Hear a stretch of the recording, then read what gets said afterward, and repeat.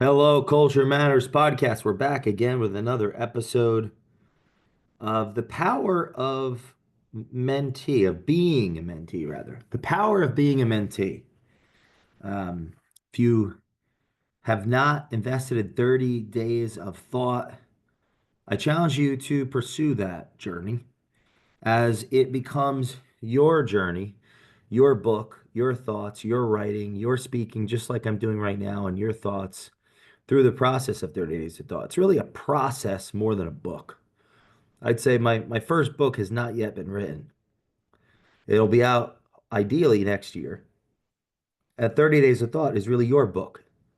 If you invest in 30 Days of Thought and you read the excerpts, you listen, or you write down your thoughts and you record your video like I'm recording this on this idea of the power of being a mentee. There's going to be growth. And that's the idea of growth that comes to you, not just as a human, but as a person of influence as it relates to others watching and listening and learning. If you are unsure, don't know what I'm talking about, go type in 30 Days of Thought on the Culture Matters podcast, and you'll see me going through the process myself of 30 Days of Thought. Today is a thought not in the book, but it's actually something that came across my mind this morning that I think is a culmination of the last couple of years of awareness and humility in my own journey. And that is the power of being a mentee. I had a lunch recently with an old friend, and after sharing some of what I've been up to the last few years and different mentors that I've collected, it seemed like this idea of the mentee, of how to be a mentee and how to develop relationships with mentors was extremely valuable to this person. And I thought maybe this is something I should share with all of you. Maybe this is a topic that, had I been able to hear it 10 years ago, I'd be farther today in my journey in my life. Because as soon as I realized how bad of a mentee I was, everything improved. And in turn, of course, in turn, our business, the advisory, um, and everything, all the success that we have today is a lot of it, I think, has to do with as a consequence of recognizing I'm not as good of a mentee as I could be. And who are the relationships that could help pave the way to the future of what my life was going to turn out to be and what our company could become. So the first thought I have of, and I had so many, maybe you're not like me, you don't, or you think you're not like me, you think you don't have a lot of relationships that are meaningful or that could help you move forward. You might be surprised because you may actually have all of the relationships you need right in front of you, and you're not even recognizing that they're all right there to help you get to your goals. The question is, are you listening? Because I was not. I was not listening. I was not leaning in. I was not doing any of those things.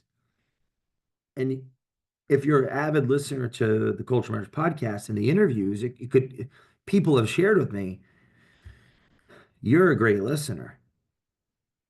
I listen to your interviews, and the assumption is like that's who I am. That is not who I am. I've worked on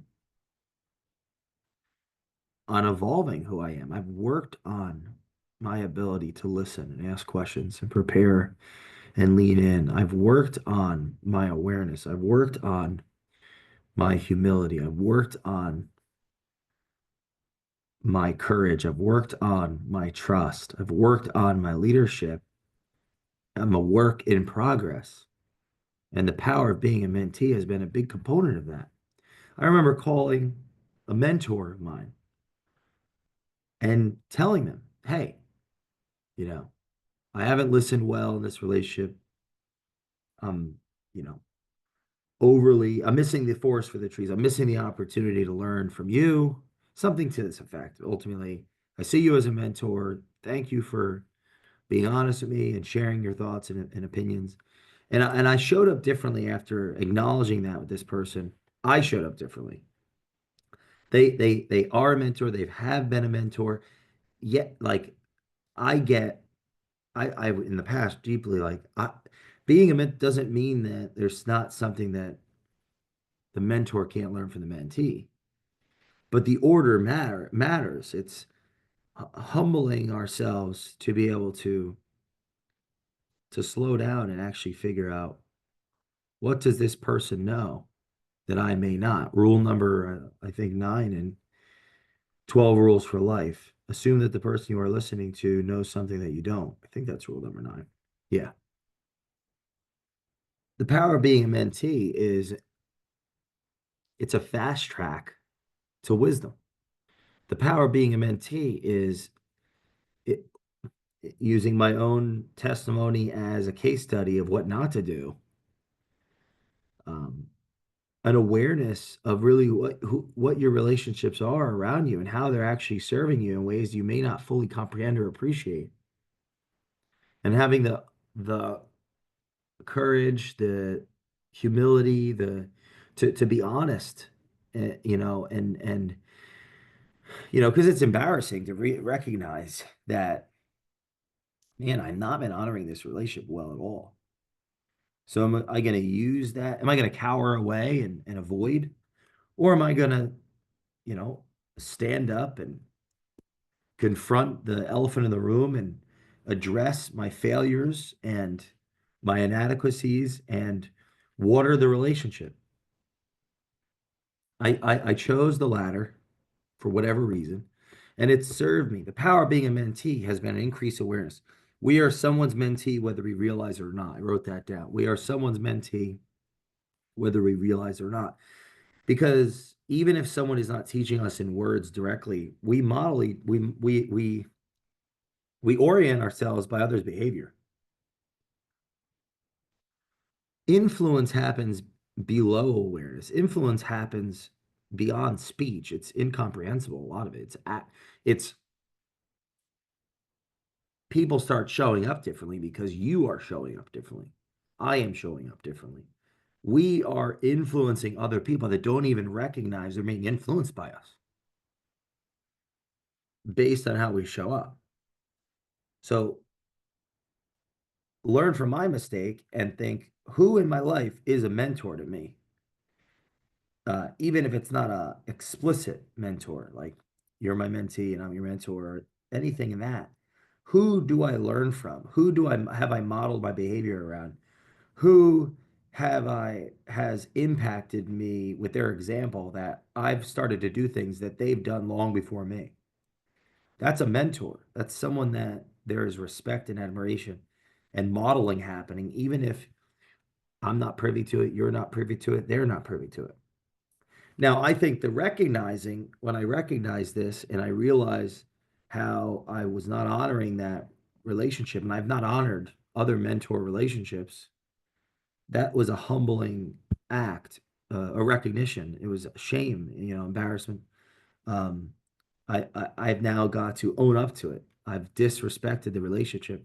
I've got to communicate that and at least with my acknowledge it to myself and including the other person that can reestablish or the relationship, maybe even make it more meaningful and develop even more trust.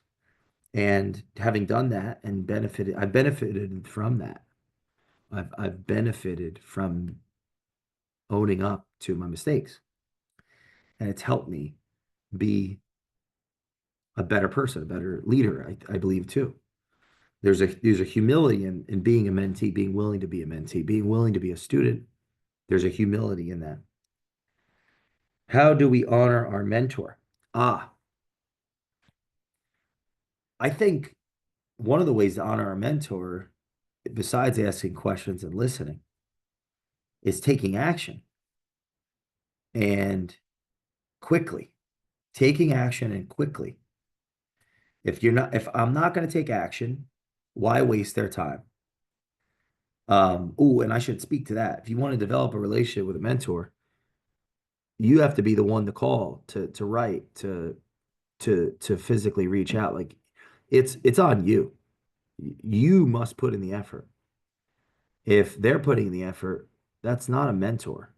It could be something, and it could still be a valuable relationship. But the mentor is like the awareness there is who calls who, like who calls who, creating that relationship. It's and so there's a degree of proactivity and intensity, and you know, especially if the mentor is someone that has experience, wisdom, and done something you desire to accomplish. They're far ahead of you in all contexts. No, you're not even all context, but let's say it's like it doesn't have to be all context. That isn't necessarily true. They're ahead of you in every way. But if it's in the way that you desire to learn from them, so let's say it's a business and they've created a business you admire, that you see your idealized self and what they've already done.